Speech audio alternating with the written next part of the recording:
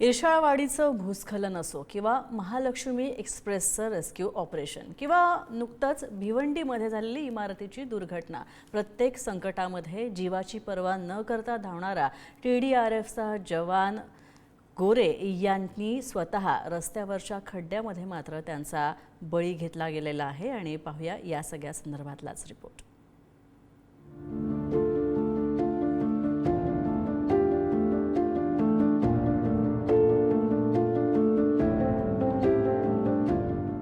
मुंबई नाशिक महामार्ग, शहापूर जवळ भारंगी नदी परिसर आणि रस्त्यावरचा भला मोठा खड्डा। याच खड्ड्यानं TDRF जवान विकास लहू गोरे यांचा जीव घेतला।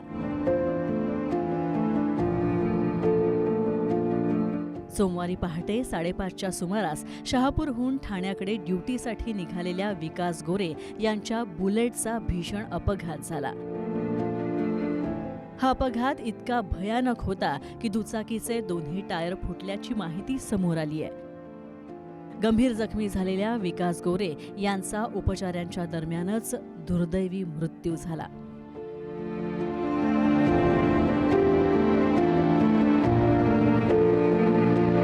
तो ठाणे TDRF म्हणजे कार्यरत आहे। तो ड्युटीवर चालला होता। ड्युटीवर जाताना रस्त्याला खड्डे असल्यामुळे त्याचा नाक बळी गेला। याची प्रशासनाने दखल घ्यावी हेच आमचं मागणी आहे। तोपर्यंत आम्ही बॉडी उचलणार नाही। बऱ्याच माणसांची बळी जावा नाही हीच आमची मागणी। आज आमचा एक करता करविता घरातून निघून गेला। विकास गोरे हे केवळ TDRFचे जवान नव्हते, तर अनेकांच्या आपत्तीच्या काळामध्ये लोकांसाठी धावून जाणारे रेस्क्यू योद्धे होते। भिवंडीमधील इमारत दुर्घटनेतील बचाव कार्य, इर्शाळवाडी आणि तळईचं भूस्खलन, बदलापूरजवळ महालक्ष्मी एक्सप्रेसच्या रेस्क्यू ऑपरेशनमध्ये सुद्धा विकास गोरे यांची महत्त्वाची भूमिका होती। मात्र अनेकांचे प्राण वाचवणाऱ्या या जवानाचा जीव आज रस्त्यांवरच्या या खड्ड्यांमुळे गेला आणि त्यामुळे हळहळ व्यक्त होते। विकास गोरे यांच्या मृत्यूनंतर नातेवाईकांनी आक्रमक भूमिका घेतली आहे। मोठ्या संख्येनं नातेवाईक पोलीस ठाण्यात दाखल झाले होते। संबंधित अधिकाऱ्यांवर मनुष्यवधाचा गुन्हा दाखल करून कारवाई करण्याची मागणी त्यांनी केली।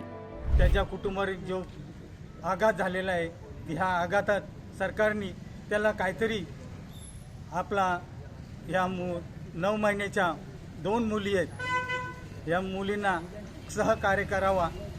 तुम्ही जर आमच्या शहापूरमधील रस्त्याची अवस्था बघितली तर खूप दयनीय अवस्था झालेली आहे आणि खूप निकृष्ट दर्जाचं असं काम रस्त्यावर तुम्हाला बघायला मिळेल। मोठे मोठे खड्डे झालेले आहेत आणि असे किती अजून सरकार बळी घेईल याचा विचार करावा।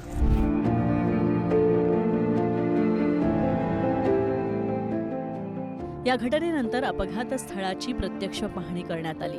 महामार्गावरील खड्ड्यांमुळेच हा अपघात झाल्याचा आरोप होत असून रस्त्यांच्या देखभाल दुरुस्तीबाबत गंभीर प्रश्नचिन्ह उपस्थित केलं जात आहे। महानगरपालिकेच्या विमा योजनेअंतर्गत 25 लाख रुपयांची आर्थिक मदत आणि कुटुंबातील एका सदस्याला नोकरी देण्याचं आश्वासन महापौरांनी दिलंय। इन्शुरन्सच्या अंतर्गत 25 लाख रुपये जे आपण त्यांना देणार आहोत, पण त्याबद्दलची चर्चा मला वाटतं आयुक्त लेवल आणि माझ्या लेवलला होणार आहे आणि त्याच्यातून आपण नक्कीच प्रयत्न करतोय। आज मी पूर्ण आदेश दिले आहेत अधिकाऱ्यांना की पुन्हा एकदा या सर्व रस्त्यांची पाहणी करून घेण्यात यावी, कारण असे या घटना पुन्हा होऊ नयेत याची काळजी ठाणे महानगरपालिका घेत आहे। जीव वाचवण्यासाठी प्रत्येक संकट काळात धावून जाणाऱ्या एका रेस्क्यू जवानाचा जीव अखेर रस्त्यावरील खड्ड्यानं घेतला। आता या मृत्यू प्रकरणी जबाबदार अधिकाऱ्यावर कारवाई होणार का आणि अशा घटना पुन्हा टाळण्यासाठी ठोस उपाययोजना कधी होणार याकडे सगळ्यांचं लक्ष लागलंय। उमेश जोशी, पुढारी न्यूज, शहापूर।